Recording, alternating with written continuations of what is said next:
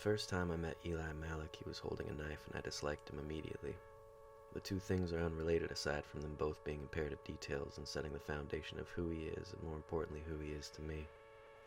The knife is important not only in that mentioning a knife so early on in a story suggests a certain amount of impending doom, physical or spiritual or otherwise, but also in that it was actually just the knife blade that he held, the handle having broken off some time ago, which he utilized very skillfully as if it were a giant razor blade to chop onions for a stew.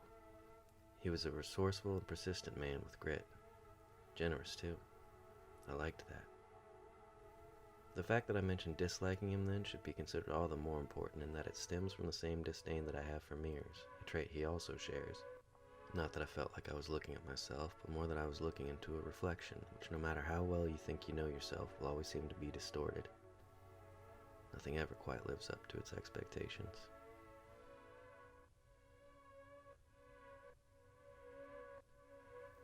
Naturally, we became close. Suspicions were quickly confirmed that somewhere in the cosmos our souls had previously crossed paths, and this new friendship was simply a manifestation of something long overlooked within ourselves. I may not have always liked him, but I loved him. Our struggle was one and the same, and the time had come to tend the gardens of our dumb, sensitive hearts.